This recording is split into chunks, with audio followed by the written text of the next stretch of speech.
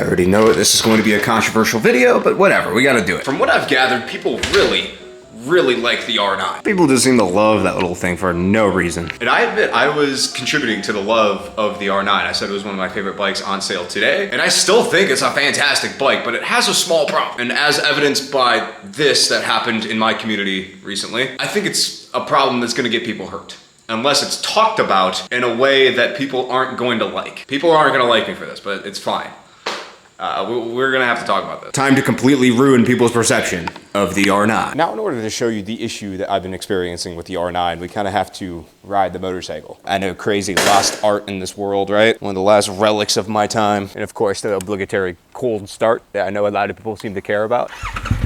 Jesus Christ, that's a storm coming in, brother. We gotta hurry this up. At least it's over there for right now. We got some time to talk about this. I have ridden this bike for almost 4,000 miles now.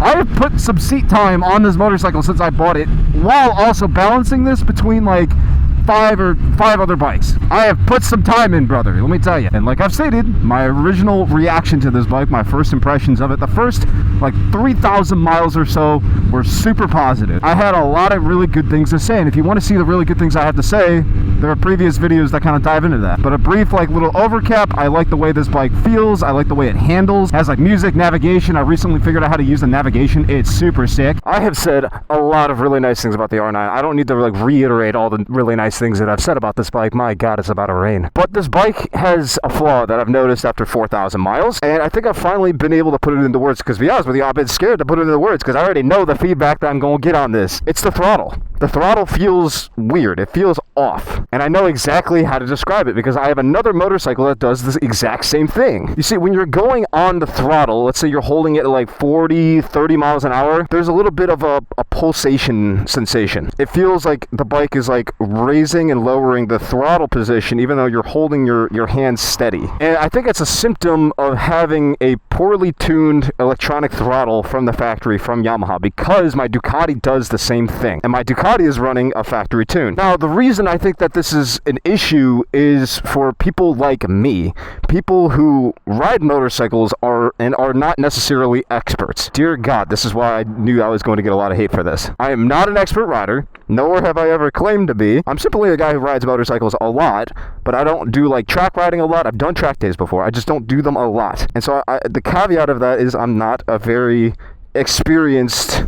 Well, I'm experienced, but like I'm not an expert, if that makes sense. Motorcycles are unfortunately such an in-depth hobby that you can do them for many, many years. You could probably ride motorcycles for 20 years, but if you don't put the reps in, if you don't put the time in on the expert stuff, you're never going to achieve expert level. And so that's why I'm saying that I am experiencing this issue, and I think a lot of people are like me and are going to experience this issue as well, while someone like Jixabra is not going to experience this issue at all. Because here's the thing, I bought this sport bike. The R9 is a sport bike. I bought this bike with the intention of wheeling it. And unfortunately, because of this issue, I don't think it makes for a very good wheelie bike. There's also another reason for that as well, but I'm going to dive into that. Turn off all of my electronics really quick. Unfortunately, the crux of this issue that I'm trying to describe really can't be described, because what it involves is doing something illegal. Just a wheelie. Wheelies are not legal in any of the 50 states that are around me, nor are they legal in any country, I believe. I've been really good about not posting my illegal stuff, but I did have an old friend of mine comment this on my page recently.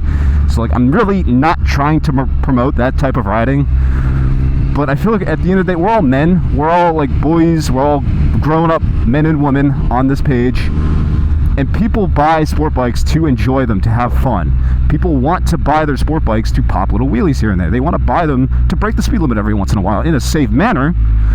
I would argue. I think I've gotten personally a lot better at that. I am not an expert at wheelies, nor have I ever claimed to be, but I do have a couple of bikes that I'm pretty good at wheeling. My old S1K, for example, there are a few close to me out there completely wrecking up the cities on that thing. My 698, I love popping wheelies on that little thing. I have a bunch of videos of me popping wheelies out in California on that thing. My Grom, I've gotten a lot better at the wheelies on the Grom. This bike does not like to wheelie. It can actually wheelie, because I gave this bike to my friend Nick, who's way better at me at wheelies than I am, and he was able to get this bike relatively easily.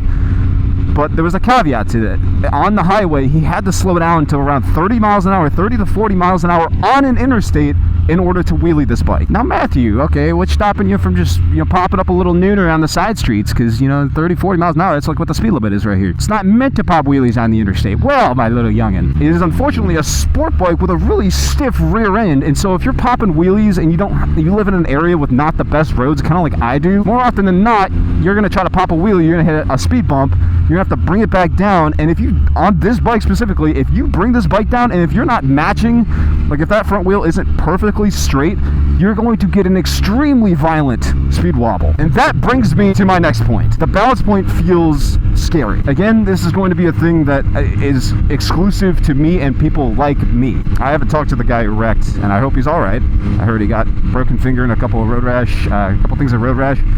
It really sucks, but unfortunately with wheelies comes the potential of crashing. And this bike, I feel like, is more prone, you're going to be more prone to crashing on this bike than any of the other bikes and sport bikes I've tried to wheelie, including my V4, honestly. Now, you got to remember, this bike has a different frame, it has a different chassis than the MT-09. I know the MT-09 is probably a lot better of a bike to wheelie because it's more upright and a little bit easier to bring up. So when you try to clutch this bike up, let's say you're like, you have to do it in second gear. I'll show you this right now. I don't even think I have to blur this because you're not going to be, I'm in full power mode, everything off.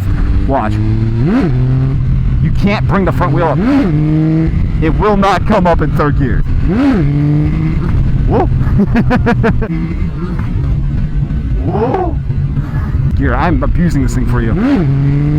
It's not going to come up in third gear. No matter how much you try to lift up on it, I've had people who are much better at wheelies than me try to get this bike up in third. It's not happening. It does not have enough power to get it up in third, so your only options is either first or second. First gear might be a little scary. Is it starting to rain? It might be starting to rain. Now, first gear, a little scary. I'm not even going to touch first gear because it's too short of a gear for me as someone who's kind of just like a little chasey out wheelie type of guy.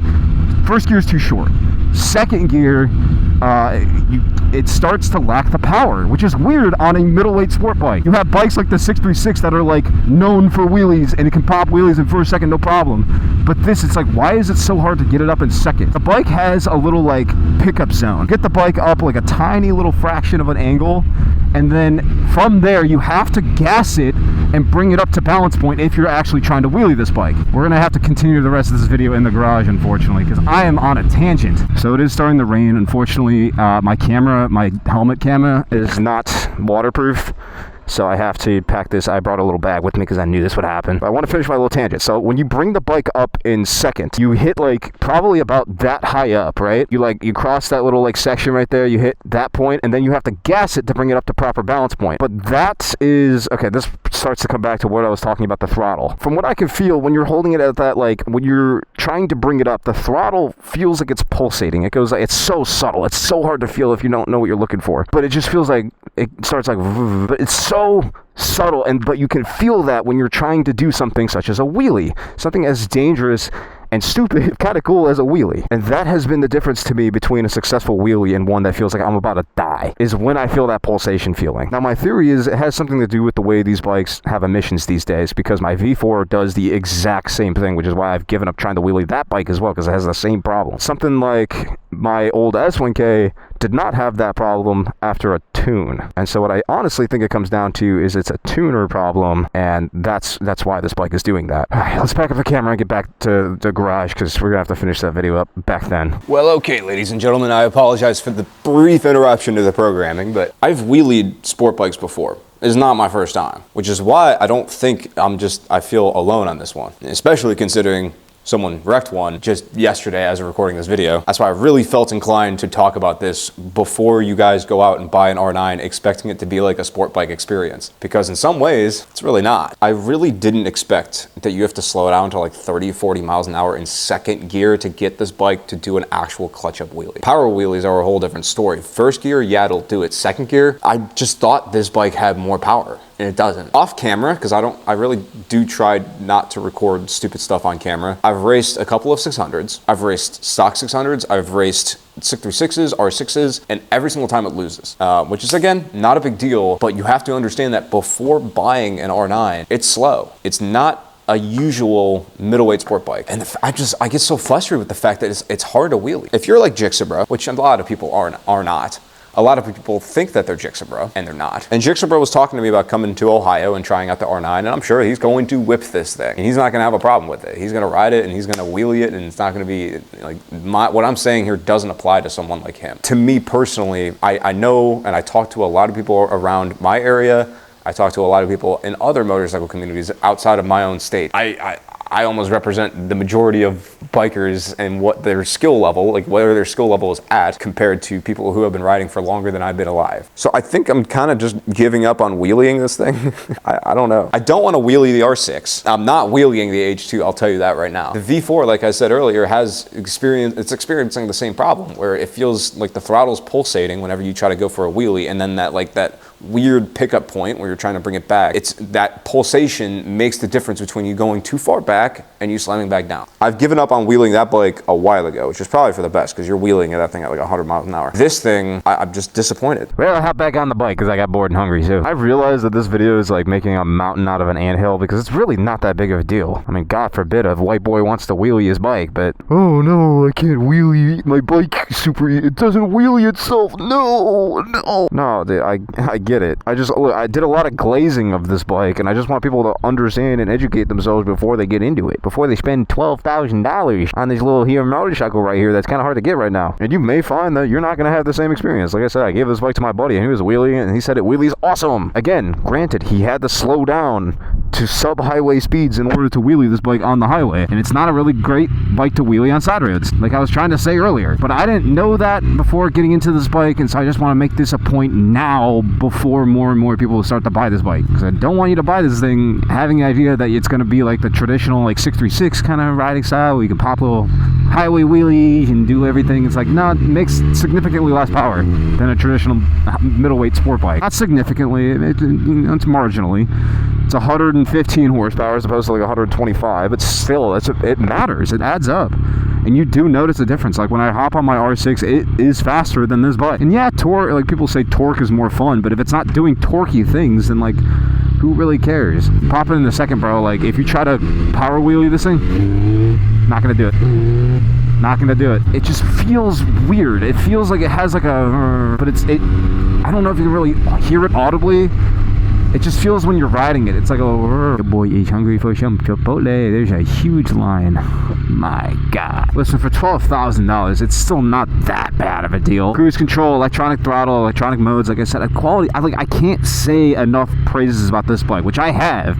I've said nice things. Don't come at me being like, why are you being so negative, Matthew? Why can't you just enjoy the thing? Why are you always complaining about your bikes? It's because I'm like, nobody else will, from my perspective. I gotta run out and sell the R9 now that I'm like, I'm starting to see some flaws. No, it's fine. Perhaps, maybe I just need more seat time. I clearly have a lot of room to become a better rider. Like perhaps I just need that. Maybe I can get to a point where I'm so comfortable with my wheelies that I can wheelie this thing no problem. It still doesn't fundamentally solve the problem that this thing needs to be going slow in order to wheelie. That's kind of been a major point of contention for me personally. If you didn't have to go 30 miles an hour to wheelie this bike, that is the biggest problem for me with it. Like it's different when you have something like my Supermoto, which is like, okay, I'm wheeling that thing at 30 miles an hour. And honestly, I prefer that because then it's safer, but that's a completely different motorcycle that has much softer suspension that can eat up bumps when you're mid-wheelie. Like if I'm on this, I hit a bump mid-wheelie, bro, it's not, good things are not happening because it's got a stiffer rear suspension than my 698. When you wheelie a sport bike, you typically want to do it on a highway, unless it's like a 300 or 400. If you're on a 300 or 400, you're probably wheeling in a parking lot anyway. You're not doing that on public roads. But like if you're on like a 600, like a true 600, like an R6, EX6R, like a leader bike, like an S1K, you can wheelie those on highways, and the highways are typically smoother. It's such a niche little problem that I'm trying to describe. I just feel like I'm losing everybody on this. Like I'm not gonna make anybody happy with this. I don't know. I can just like at least let one person know who's considering buying an R9 to at least consider this as a potential issue that you might run into. Then all for the better. That's the entire point of making this video in the first place. I already know there's gonna be those dudes out there who be like, I'll wheelie that thing, no problem. I know Jigsaw probably going to be in my comments being like, I can wheelie that thing, no problem. Because he will. He probably will be in my comments saying that stuff. Knowing him, knowing that dude, he's probably going to come to Ohio and show me up on this thing. But I don't know, niche problem that I just wanted to share with you guys. Other than that, I mean, this bike's been pretty freaking smacking reliable. Not a single, like, warranty issue with this bike, which is very, very unique. I've owned a lot of brand new motorcycles, and this is like the one I haven't had any issues with. Had issues with the R6, had issues with the H2, had issues with the S1K. V4 has always been reliable. Haven't had any issues with those, but granted, I don't ride the V4 a ton because I've just been riding the liter bikes less this summer. Give me a break on that one for very obvious reasons, I feel like. I wanted this to be the middleweight sport bike that does everything. I wanted it to be perfect, and it's not. I mean, I could just tell by riding this bike around, the magic of this bike is going to be on track, because the front end feels so solid on this thing. Like, for a bike with no steering stabilizer, it's impressive. But so much of this bike, I mentioned this when I first bought this bike, it reminds me of my old S1K. It reminds me of my old BMW in the way that it rides sometimes, but it's the times where it doesn't match that is when I get frustrated with it. I get frustrated with the fact that I can't wheelie this bike on the highway, which is what I used to do with my old S1K. We slapped that stop sign, it was cool. Why do you have to be so difficult? Why can't you just be easy to wheelie? It's either a 636 or a liter bike that they're wheeling. I've never seen anybody else wheelie this bike besides the one dude that looped it. God, I should have just waited like 5 more minutes earlier to actually get out and ride, because I feel like what I was saying earlier is just going to be a word soup that people have to decipher. This bike is tuned by Two Wheel Dynaworks. I got a free tune from Nate at Two Wheel Dynaworks. I think Nate has really good tunes. He has really good, reliable tunes. He's never blown a bike up, which is why I think I've had 0 problems with this thing. I do think Bren at BT Moto might be a little bit better at making smoother throttles, because my H2 has his tune, and my H2 doesn't have that like weird throttle thing that happens, which is weird because that's a cable throttle. You'd think it would be worse, but my only issue with Bren tunes is he tends to blow bikes up. But it's the throttle's already kind of smooth. Like, if you're just ripping around town, it feels like an incredibly smooth throttle. Like, I said that in my original review video, but it's more just the like when you start getting into the technical aspects, like a wheelie, man. Like, I don't know, whenever I think of a wheelie bike, I try to think of a bike that has a perfect throttle, not one that's like, I like the bike. I really do like this machine, but there's flaws. I'm gonna head on home now, so I'll talk to you guys in the next one. Bye bye.